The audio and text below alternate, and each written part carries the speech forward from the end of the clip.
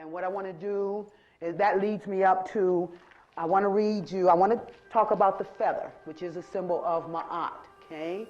So that leads me to reading a little bit on the feather so that we can understand the significance of how to use these tools to understand when the spiritual world is trying to give us information. We get our information through, like I said, the elements, which is nature. See, so all of the animals, all of the elements, all of these things come together and connect with us so that we can get some spiritual enlightenment. This is how we understand these things. Okay,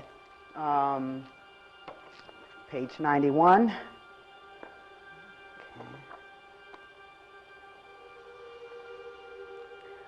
Okay, it says here,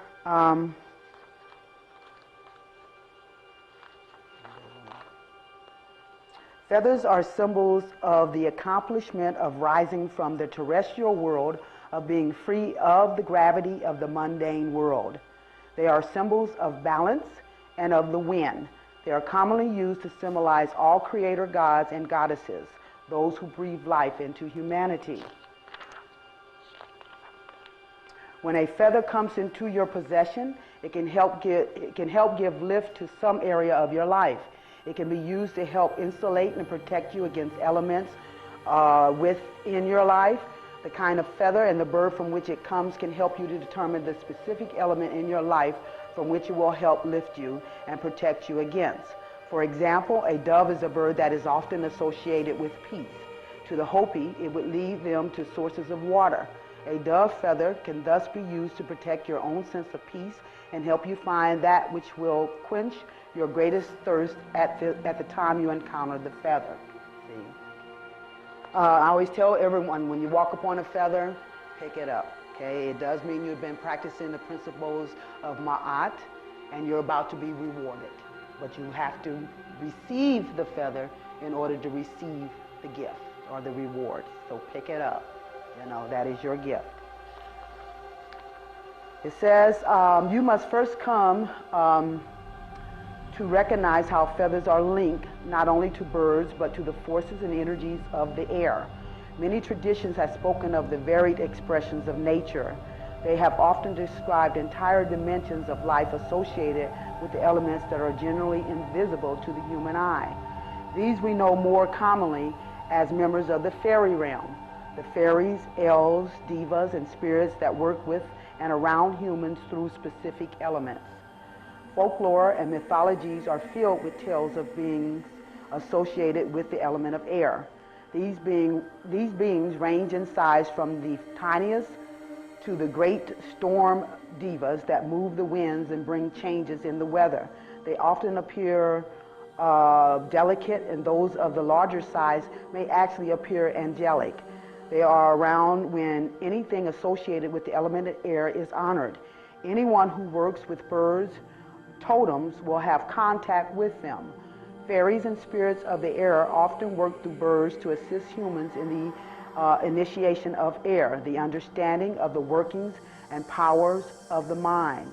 Through birds, they help us in opening to wisdom and to everything discussed later on in chapter 6.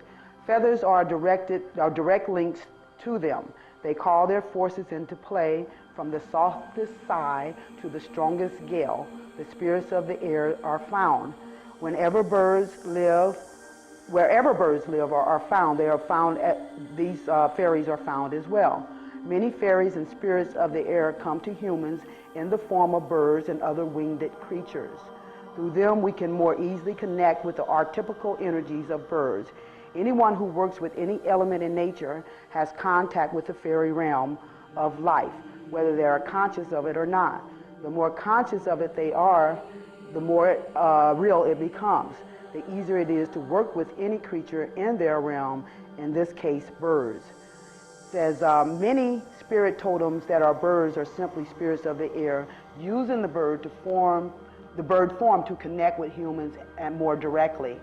Through feathers, we can call forth birds or those fairy beings associated with the element of air. Through feathers, we can learn to make our wishes reality. They empower our thoughts, and through them, we can invoke nature to confirm this link for us. The confirmation process of a link with your bird totem or of an air spirit working through the bird is simple. Air makes possible the power of sound and the movement and activation of thought. When the connection with your bird totem is established or needs to be confirmed by you, simply perform these following 5 steps. Choose a day on which the air is perfectly still. Take any feather, go outside and sit under a tree. Okay? Number 2, allow yourself to relax and just breathe deeply. Number 3, then slowly raise the feather above your head with both hands and then lower it to just in front of your mouth. Number 4, now slowly and gently blow upon the feather. As you do, move it with your hand as it is being carried by your breath. And finally, number 5, to enhance the effect, whistle a soft childhood tune that you remember upon your feather. If you have a penny whistle or flute, tie the feather to it and play the tune. It says that in just a few minutes, the air spirits and archetypical forces linked to the feather will become active. The tree leaves will rustle. You will see some leaves or dust swirl upon the ground. You will feel a breeze begin to pick up. Bird activity around you will increase. This is a simple exercise, but it is one that helps awaken a realization of the force of air. It provides you a quick confirmation that feathers are wonderful tools to connect with those forces and those spiritual beings that work with them, okay? And I just did a little experimentation before I came over here, and I took my feather and I blew on it because so they tell you to blow on it, and sure enough, when I went outside, I had birds, just a bunch of birds, you know, just lighting in front of my tree. I lost count of them, the birds that came and just were in my tree, in my backyard. Test it. You've got to understand that this is real, okay? And when we're talking about the air element, we're talking about the unseen force, okay? So prove it. Prove it for yourself, because once you do, you become more confident in your own inner power. The more confident you are, the more powerful you become, okay? Because we are moving into the Aquarian age, which is the age of the knowing, okay? It's no longer enough to believe. That was the Piscean age, okay? Piscean is a water sign, which is emotions. It's ruled by the planet Neptune, which is about spirituality or deception, you see. So there has been some emotional manipulation of our emotions, you know, to deceive us. This is where we got the religion from, okay? Now we're moving into the Aquarian age, which is the air age, where we go inside, get in touch with our own spirit, uncover our own unique gifts in godhood, and that's what we bring to the table to make a whole. In other words, we are not trying to blend our energy. We're trying to combine our energy to make a whole. That's why one teacher or one leader is not going to work. We can use common tools, you see, but we all have our own godhood, and our own spirit is going to be the only guide for us in understanding, you know, what we bring to the table, okay? The unique path is totally unique for each one of us, okay? But we have to know that. Aquarian is the age of the knowing. So once you know, and I never talk about a person's sign without talking about their opposite sign, because you're only getting half of the picture, you see. Bring the other half and you have a whole. 2 halves make a whole. So we've been programmed to be literalized, you see, so that we do not get the fullness.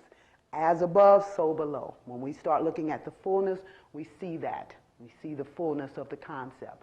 So if we're talking about the Aquarian age, which is right here, the opposite of Aquarius is Leo, okay?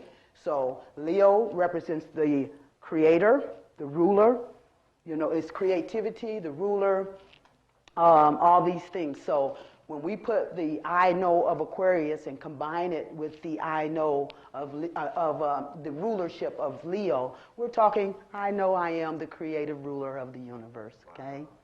Understand? Put them together before you understand the fullness of the concept here. Otherwise, you're just using half of what you are trying to activate.